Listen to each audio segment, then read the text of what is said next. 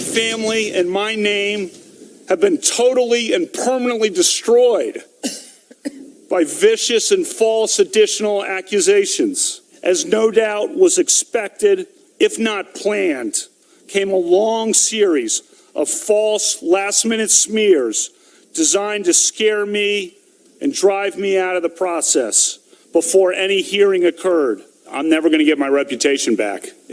My life is totally and permanently altered. This drama that played out on the Hill today may not stop or even stall Brett Kavanaugh's Supreme Court nomination. Republican senators met tonight to decide how to move forward. The verdict, there's no change to the schedule. Judiciary Committee expected to vote tomorrow morning, 9:30 a.m. here in the East. Full Senate will likely take up the nomination within the next few days, as early as Saturday.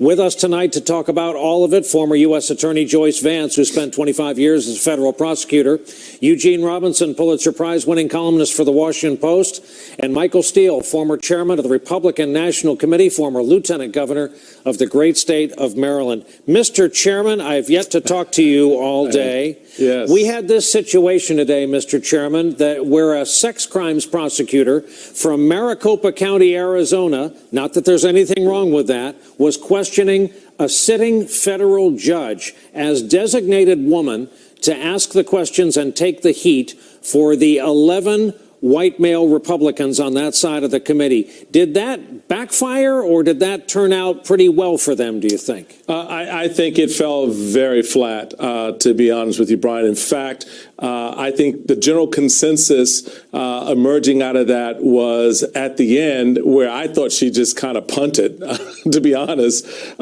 She was not the prosecutor. You could almost see in the way she was asking the questions, two things going on in her mind. One, I got to somehow preserve my reputation out of this. And two, this woman is credible. She is telling the truth. And I think that made it much more difficult for her to pursue the line of questioning the way I think the Republicans on the committee envisioned it. So much so, and I think after that testimony, there was a lot of consternation and bubbling about the effectiveness of not the questioning, but the answers, to the point where I think it pushed all of this to a head with Senator Graham and others that wound up, they just said, forget this, we're going to take control of asking the questions of Kavanaugh.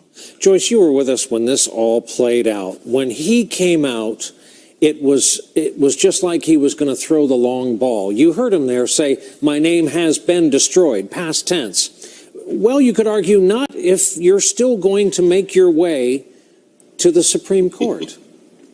You know, there was this incredible moment when I think everybody listening to him thought he's about to take his name out of consideration. And then he pushed past that through this toddler-worthy temper tantrum and staked out his right to be on the Supreme Court, his right to push past any sorts of allegations that were made against him. It was really a remarkable, and I don't mean that in a good way, sort of a moment.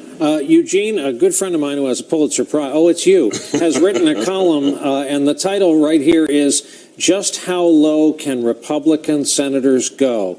I'd love you to take a whack at answering your own question. Well, look, if you had imagined earlier in the week, how bad can Thursday be? You wouldn't have been close to how bad it ended up. I mean, you wouldn't have been close. Yeah, give Thursday some time. I will. It's a roundabout answer to your question. If you want to take a look at this with the widest possible lens, this is all part of, to quote my favorite American, now we are engaged in a great civil war, right? And this is a war between the America that was and the America that will be. And this is a very, very difficult transition. This war has many theaters and many fronts: race, diversity, age, urban, rural. There are lots of fault lines here. And it's becoming more like, to mix my war metaphors, like World War I. We're dug into trenches. Today, dug those trenches deeper, because Dr. Christine Blasey Ford was credible. I mean, she was totally credible. There's no mistaken identity. She happens to be qualified as an expert witness as well to testify in this case. So she knew exactly what was going on, not only what happened to her, but what was going on with her perception, her memory of it. She was as credible as you possibly could be. And when it came Judge Kavanaugh's turn, he decided to go full partisan. Let it fly. Just absolutely let her rip. And when the prosecutor, Rachel Mitchell, just happened to be asking him about specifics and was getting to that date that could be a potential date where this might have happened, because, you know, the skis with all these folks in July 1st, I think it is, 1982. That just happened to be the point where Lindsey Graham goes off and completely derails any sort of fact-finding, even in this venue. Not that we're going to have actual fact-finding by the FBI, which has been ruled out, but even in this venue, we couldn't even find out any facts. All we could do is dig the trenches deeper. And so there's going to be more fighting. Hey there, I'm Chris Hayes from MSNBC. Thanks for watching MSNBC on YouTube. If you want to keep up to date with the videos we're putting out, you can click subscribe just below me, or click over on this list to see lots of